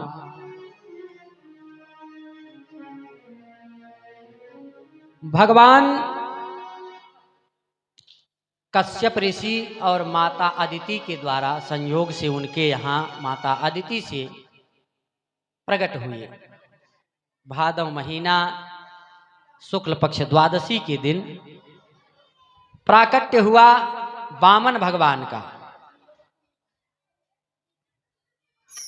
सबने कुछ न कुछ दान किया। जैसे तो जब भगवान वामन प्रकट हुए तो सभी देवताओं ने कुछ न कुछ भेंट किया। ब्रह्मा जी ने कमंडल दिया, यमदंड दिया यमराज जी ने, अग्नि देवता ने कुछ दिया, सब ने कुछ न कुछ दिया। इंद्र ने जब दिया तो इंद्र का मुखमंडल मुरझाया हुआ था, चेहरा लटका हुआ था। कहा क्या हुआ, मलिन मुख से दान दे रहे हो? दुखित मन से दिया गया दान फलीभूत नहीं होता। जो भी दान दिया जाए प्रसन्न मन से देना चाहिए। अप्रसन्न मन से दिया गया दान न तो दान देने वाले को फल देता है, न तो लेने वाले का ही कोई उससे हित होता है। इसलिए दान जब भी करें प्रसन्नता के साथ करें। वामन भगवान ने कहा क्यों इनका मुख मलिन है? तो सभी ने बताया कि राजा बलि ने इनका सारा राज्य छीन लिया है, राज्य से वंचित हैं इसलिए दुखी हैं। तो वामन भगवान ने कहा इनसे अब दान तभी लूंगा जब इनका राज्य इन्हें वापस कर दूंगा। वैसे दंड कमंडल लिए, छतरी लिए पहुंच गए। राजा बलि के यहाँ 100वां अश्वमेध यज्ञ करने जा रहा है। राजा बलि संकल्प करने वाला था, तब तक जो है द्वार पर पहुंच गए। अलख जगाया कि महाराज बलि, एक ब्राह्मण बट तुम्हारे द्वार पर खड़ा है। द्वारपालों ने रोका। एक द्वारपाल ने कहा जाके बताओ कि ब्राह्मण आया हुआ है मिलने के लिए। भगवान वामन का ऐसा दिव्य स्वरूप कि दोनों द्वारपाल देख रहे हैं तो देखते ही देखते सब कुछ भूल गए। एक द्वारपाल दूसरे से कह रहा है जाकर महाराज को बताओ, दूसरा कह रहा है तुम ही चले जाओ। भगवान के उस स्वरूप में अपनी सुध-बुध खो गए, कोई जाना ही नहीं चाहता। एक छोटा सा नन्हा सा गोलू मोलू सा बच्चा, एकदम क्यूट सा, आज के शब्दों में कहें क्यूट सा गोलू मोलू जैसा बच्चा, वाह। वामन भगवान पहुंचे, कहा कि बलि मैं दान की इच्छा से तुम्हारे द्वार पर आया हूं, मुझे दान दीजिए। शुक्राचार्य ने कहा महाराज संकल्प कर लो यज्ञ का, उसके बाद जाओ जो दान करना हो करो। राजा बलि ने कहा कि महाराज गुरुदेव, ब्राह्मण खड़ा है बुला रहा है, मेरी छवि कलंकित हो जाएगी, मेरी दानवीरता कलंकित हो जाएगी। कहा 2 मिनट का समय, 2 मिनट में संकल्प करो उसके बाद जाओ। वामन भगवान समझ गए कि विलंब हो रहा है। कहा मैंने बड़ी ख्याति सुनी है, बड़ी प्रसिद्धि सुनी है तुम्हारी, तुम विरोचन के पुत्र हो, प्रहलाद जी के पौत्र हो, तुम्हारे पूर्वज हिरण्याक्ष जैसे बलशाली वीर थे। और हिरण्याकशिप जो भगवान को मारने के लिए गए, जब भगवान को कहीं शरण नहीं मिली तो भगवान ने अंत में हिरण्याकशिप के हृदय में शरण ले लिया। इतने वीर थे कि भगवान भागना चाहते, कहां भागे? तो भगवान ने सोचा कि कहां छुपूं, तो हिरण्याकशिप के हृदय में ही जाकर के छिप गए। तो कस्तूरी कुंडली बसई मृग ढूंढई बनमा, ऐसे घट घट राम है दुनिया देखत ना है। जैसे मृग के नाभि में ही कस्तूरी होती है, लेकिन वो समझ नहीं पाता, उसी की सुगंध पाकर ढूंढता रहता है कहां है। वैसे भगवान उनके हृदय में समाहित हो गए थे। बड़ा नाम सुनकर आया हूं राजन, झूठा प्रचार करवा के रखा है कि बड़े दानी हैं, ब्राह्मणों की सेवा करते हैं, बहुत दान करते हैं। दान देना हो तो दे दीजिए, नहीं तो ये ब्राह्मण वापस जा रहा है। संकल्प के लिए जल लिया था, नीचे रख दिया बलि ने। कहा गुरुदेव कई पीढ़ियों का नाम बुला रहा है, मेरी कई पीढ़ियों की छवि कलंकित हो जाएगी। उठकर आ गया, द्वार पर देखा दिव्य स्वरूप वामन भगवान का, देख करके एकदम से प्रसन्न हो गया, मोहित हो गया। बोला ब्राह्मण देवता कैसे आगमन हुआ, क्या चाहिए? वामन भगवान ने कहा कि राजन मुझे कुछ ज्यादा नहीं चाहिए, 3 पग भूमि चाहिए। बलि ने कहा 3 पग भूमि? कहा हाँ 3 पग भूमि चाहिए, ब्राह्मण को इससे ज्यादा लालच नहीं करनी चाहिए। 3 पग भूमि में मैं आसन लगाकर बैठ जाऊंगा, वहीं भगवान की समाधि करूंगा, इतना पर्याप्त है। कहा कि क्या बताऊं, जैसे तुम छोटे से हो, बाल रूप में हो, छोटे हो, बुद्धि भी उतनी ही छोटी है तुम्हारी। राजा बलि से मांगा भी तो 3 पग भूमि। अब राजा बलि को पता नहीं है कि भगवान के पैर का मीटर कितना लंबा है। अहो ब्रह्मण दायाद वाचस्ते वृद्ध सम्मता है, त्वं बालो बालिस्मति। कहा त्वं बालो बालिस्मति सर्वथम प्रत्यबुधो यथा। जैसे बालक के रूप में हो वैसे तुम्हारी बुद्धि भी बाल बुद्धि है, छोटी है।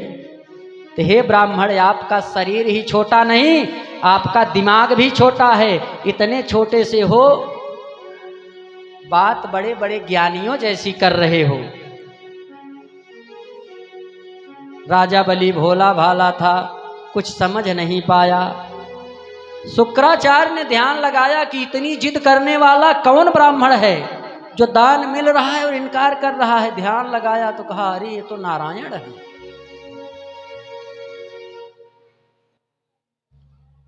संकल्प करने जा रहे थे राजा बलि, हाथ पकड़ लिया शुक्राचार्य ने, कहा संकल्प मत करो,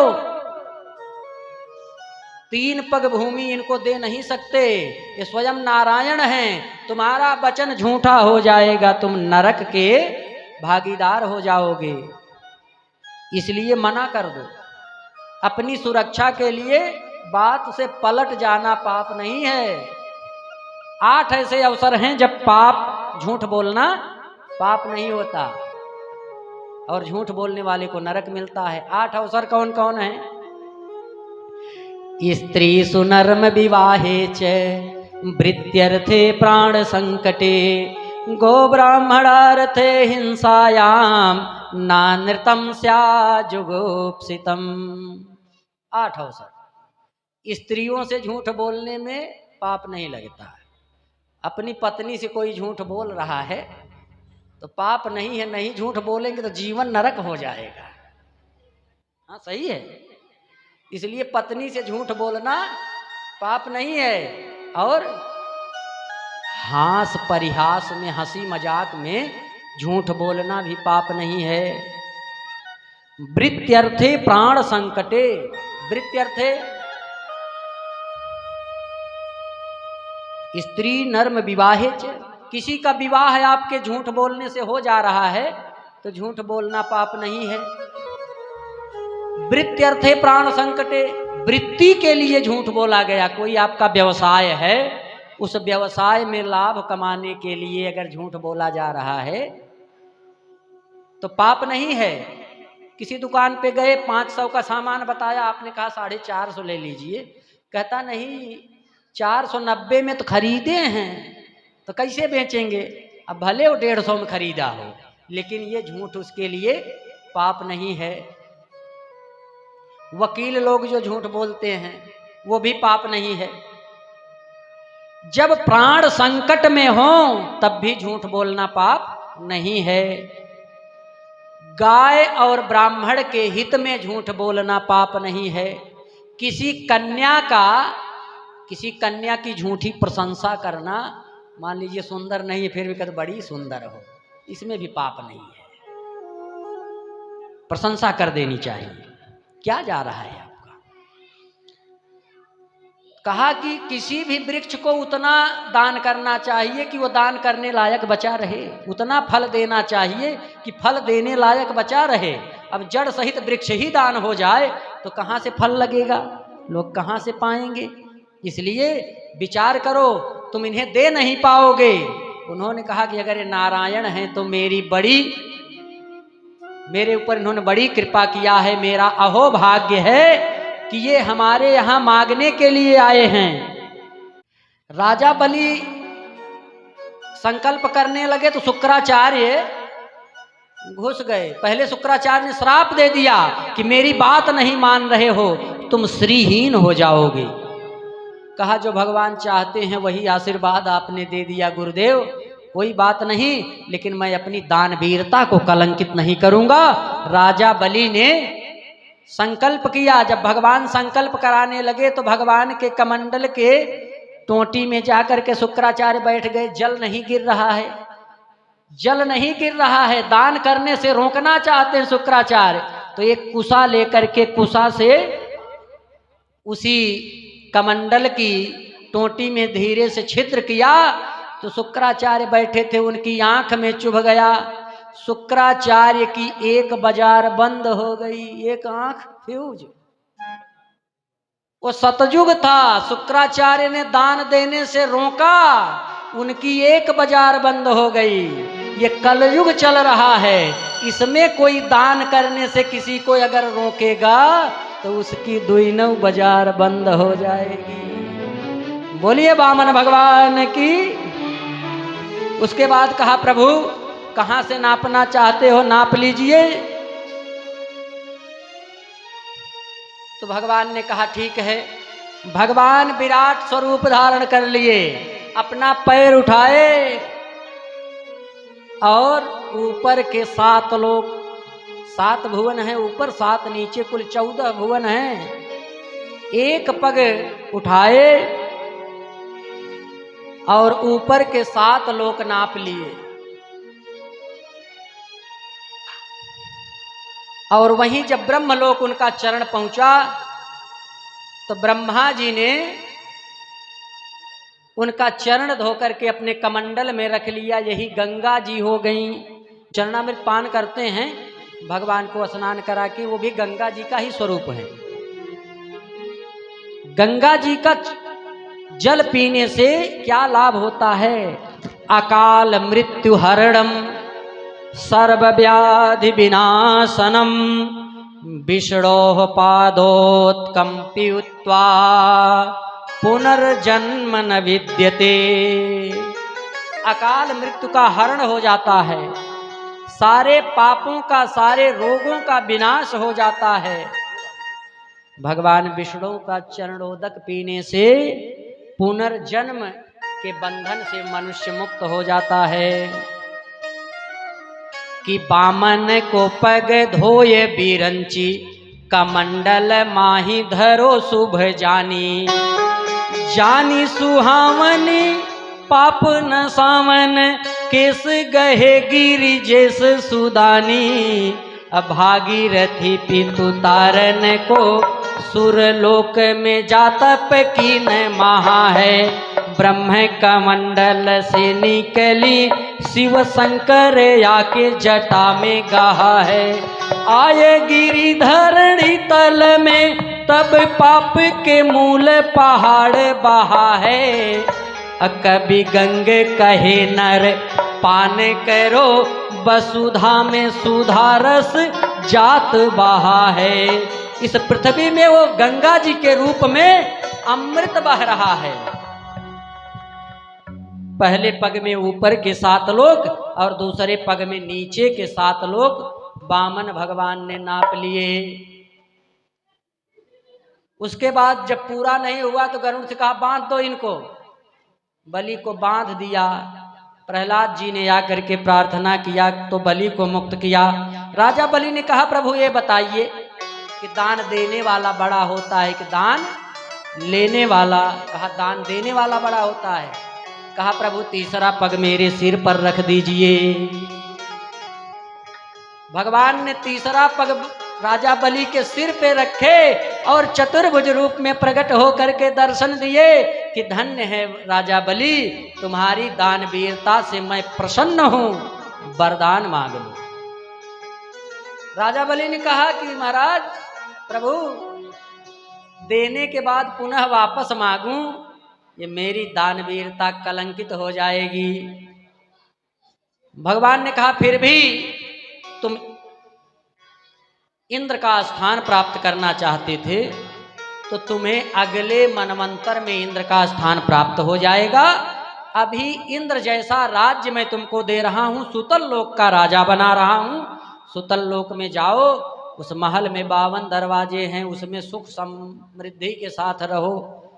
राजा बलि ने कहा प्रभु चलिए पहुंचा दीजिए। भगवान ने शुक्राचार्य से कहा शुक्राचार्य जी मैं इन्हें पहुंचाने जा रहा हूं, अब इस यज्ञ को आप पूरा करवा देना।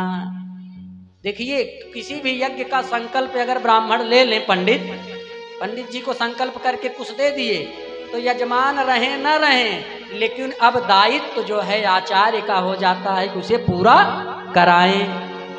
शुक्राचार्य जी से कहा कि अब इस यज्ञ को पूरा कर देना। शुक्राचार्य जी हाथ जोड़ के बोले प्रभु आप आ गए, फिर भी अभी यज्ञ पूरा होने में संदेह है। आपके आते ही तो यज्ञ पूरा हो गया, जो यज्ञ से मिलना चाहिए वो राजा बलि को मिल गया। सुतल लोक लेकर के गए। जब जाने लगे तो दिमाग में आया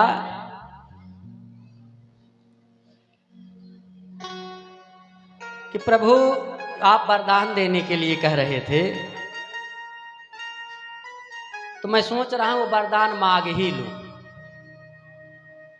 भगवान ने कहा अभी मना कर रहे थे, अब क्या हो गया?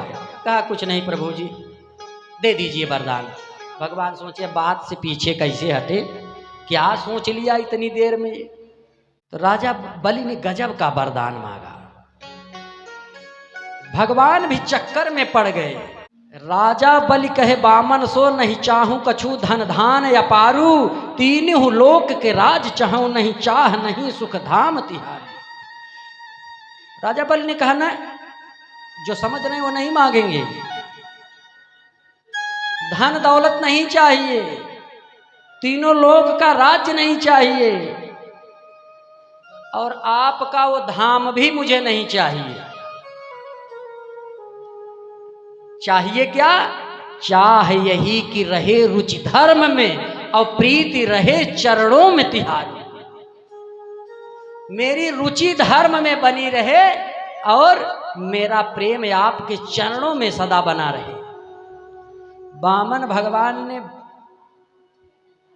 कहा धन्य हो बलि, धर्म में रुचि मेरे चरणों में प्रीति मांग रहे हो, यही तो धर्म का सार है। तुम्हारी मांग बड़ी सुंदर है। कहा तुम्हारी मांग बड़ी सुंदर है। वरदान मांगने के लिए भी विवेक चाहिए। अभी मान लीजिए भगवान यहीं प्रकट हो जाए और कह दे कि सब लोग वरदान मांगो, एक एक वरदान देंगे, तो कितने लोग सोचे हैं क्या मांगेंगे? सोचा है? हाथ उठाइए। कोई हाथ नहीं उठा रहा है। अच्छा बच्चा क्या मांगोगे? बताओ बताओ, खड़े हो जाओ, बताओ। तुम ही खड़ी हो जाओ। अरे तुम्ही को कह रहे हैं खड़ी हो जाओ। कार कह रहे हो, कार मांगेंगे हम तो। कार मांगेंगे? कार तो बेकार है। बेकार की चीज क्यों मांग रहे हो? हाँ तुम ही से कर रहे हैं, अपने आप को दिखा रहे हो। खड़ी हो जाओ, क्या मांगोगी? भगवान की शरण में रहना चाहते हैं। क्या बात? एक बार ऐसे ही एक परिवार में 3 लोग थे, पति पत्नी और उनका पुत्र, बूढ़ी बूढ़ा और उनका पुत्र। बड़े गरीब थे, निर्धन थे। एक दिन भगवान प्रकट हो गए, कहे कि मांग लो वरदान जो मांगना हो। एक एक वरदान तीनों को दे रहे हैं, जो मांगना हो मांग लो। तो सबसे पहले ये हुआ कि पहले स्त्रियों को मांगना चाहिए, लेडीज फर्स्ट।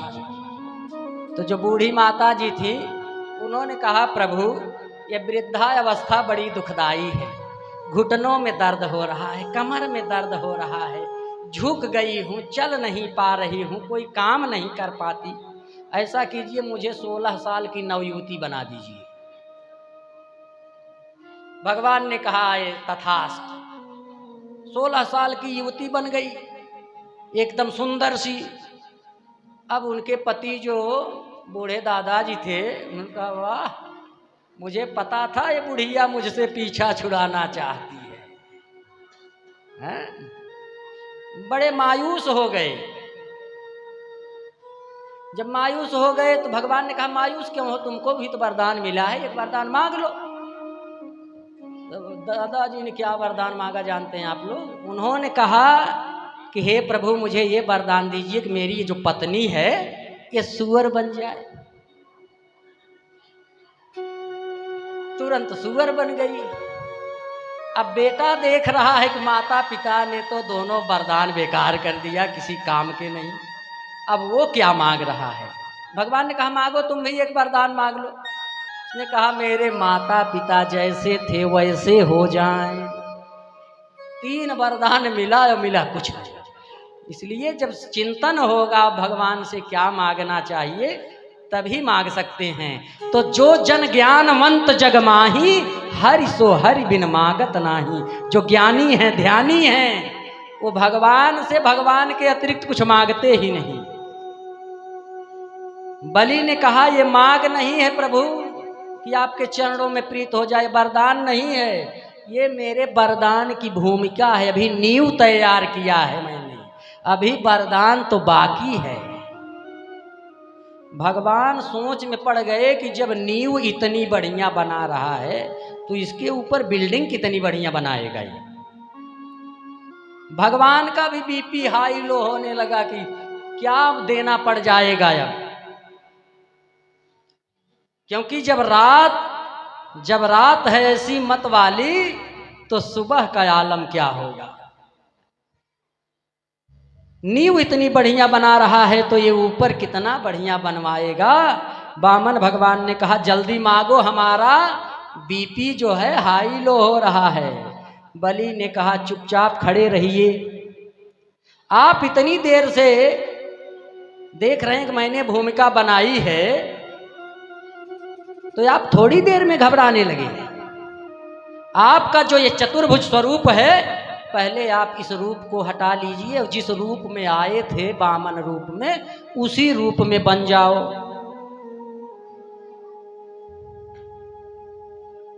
अब वामन अंगुल के हो गए भगवान वामन रूप में। बलि ने कहा आपने हमें 52 दरवाजों का महल दिया है, तो जब मैं चाहे जिस दरवाजे से निकलूं आपके इसी स्वरूप का दर्शन हो। भगवान की चौकीदारी लग गई, बिना तनख्वाह के, बिना वेतन के, कोई सैलरी नहीं। भगवान चले गए, दिन रात जाग रहे, पता नहीं किस दरवाजे से निकल जाए। इधर बैकुंठ खाली। एक दिन नारद जी पहुंचे, माता लक्ष्मी से कहे कि प्रभु नहीं दिखाई दे रहे हैं। कहे कि वामन अवतार लेकर पृथ्वी पर गए थे राजा बलि को छलने, अभी तक लौटे नहीं हैं। नारद जी ने कहा माता वो लौटेंगे भी नहीं, उनकी नौकरी लग गई है, फ्री की नौकरी है, कोई तनख्वाह मिलने वाली नहीं है, मनी ऑर्डर नहीं आएगा। तो कैसे वापस आएंगे? तो नारद जी ने कहा राजा बलि की कोई बहन नहीं है, उसकी बहन बन करके जाओ। जब बहन बन करके जाओगी उसे रक्षा बांधोगी, राखी बांधोगी, तो राखी की बधाई में उसी द्वारपाल को मांग लेना, चौकीदार को। माता लक्ष्मी गई, खूब श्रृंगार करके अपना भाई बनाया, अपने भाई से प्रेम बहुत दिखाया और राजा बलि भी लक्ष्मी के प्रति बहन भाव से बड़ा प्रेम करने लगा। लक्ष्मी से प्रीति हो गई, जो लक्ष्मी कह दे वो करने को तैयार हो गया। और एक सबसे बड़ी कमी ये है कि अगर नारायण का ध्यान करते हो, भगवान का ध्यान करते हैं, तो आपके यहाँ भगवान आ जाते हैं, और जब भगवान आ जाएंगे तो लक्ष्मी जी को मजबूरी में पीछे पीछे आना ही पड़ेगा। लेकिन जब लक्ष्मी में आसक्त हो जाएंगे तो लक्ष्मी जी तो भगवान के साथ रहती हैं, लक्ष्मी में आसक्त हुई है, लक्ष्मी जी रहीं, और भगवान चले गए तो लक्ष्मी भी पीछे पीछे चली जाती है। राजा बलि को रक्षा बांधा, राखी बांधा। केन बद्धो बलि राजा दानवेंद्रो महाबल, तेन त्वाम प्रतिबधना में रक्षे माचल माचल। राखी बांध करके कहा कि राखी जब बांधी जाती है तो भाई उपहार देता है। क्या उपहार देता है? जो मांगना चाहो मांग लो, जो मेरे बस में होगा, तीनों लोकों में कहीं मिल सकता होगा दे दूंगा, जो मुझे सबसे प्रिय होगा वही दूंगा। लक्ष्मी जी ने कहा पहले संकल्प करो। जैसे ही संकल्प सुना वैसे ही चौकन्ना हो गया। संकल्प, एक बार संकल्प किए तो सब कुछ देना पड़ गया। अब संकल्प की बात आ गई। कहा देवी आप कौन हैं, क्या चाहती हैं? कहा संकल्प करो। संकल्प किया तो राजा बलि से कहा कि यही जो चौकीदार है छोटा सा, इसी को दे दीजिए। कहा कि इसके अलावा चाहे जिसको चाहो मांग लो, लेकिन ये चौकीदार मत मांगो, ये मेरा बड़ा खास है। कहा खास है? आपने कहा था जो मुझे सबसे प्रिय होगी वो वस्तु दे दूंगा। तो अगर नहीं देना है तो रहने दो, मैं जा रही हूं। राजा बलि ने कहा नहीं बहन, मैं दे रहा हूं, लेकिन बताओ ये आपके हैं कौन? कहा ये मेरे कौन है ये बताने से पहले तुम मुझे बहन मानते हो तो ये समझ लो कि ये तुम्हारे जीजा जी हैं। अब वहां से महाराज लेके चली माता लक्ष्मी भगवान को, और रास्ते में भगवान की जो खातिरदारी किया उन्होंने, क्या क्या समझा रही हैं। गए थे बलि को छलने, खुद छला गए। अरे हमने दिमाग लगाया तो जा करके छुड़ाया है, लेकिन हमारा एहसान नहीं मानोगे, हमारे कर्म में ही ऐसा लिखा है। बहुत डांटते हुए समझाते हुए माता लक्ष्मी लेकर के वैकुंठ लोक को गई। आज की कथा यहीं पर विश्राम होगी। वामन भगवान की दिव्य झांकी बनी हुई है। मन में बसा कर तेरी मूर्ति, मन में बसा कर तेरी मूर्ति, उतारूं मैं गिरधर तेरी आरती। मन में बसा कर तेरी मूर्ति, उतारूं मैं गिरधर तेरी आरती। तेरी आरती, हाँ तेरी आरती, उतारूं मैं गिरधर तेरी आरती। मन में बसा कर तेरी मूर्ति, उतारूं मैं गिरधर तेरी आरती। मांगू तुझसे क्या मैं यही सोचूं भगवन, जिंदगी जब नाम तेरे कर दी अर्पण। बोलो मांगू तुझसे या मैं यही सोचूं भगवन, जिंदगी जब नाम तेरे कर दी है अर्पण। मांगू तुझसे क्या मैं यही सोचूं भगवन, जिंदगी जब नाम तेरे कर दी अर्पण। सब कुछ तेरा कुछ नहीं मेरा, सब कुछ तेरा कुछ नहीं मेरा, सब कुछ तेरा कुछ नहीं मेरा, सब कुछ तेरा कुछ नहीं मेरा। चिंता है तुझको संसार की, मन में बसा कर तेरी मूर्ति, उतारूं मैं गिरधर तेरी आरती।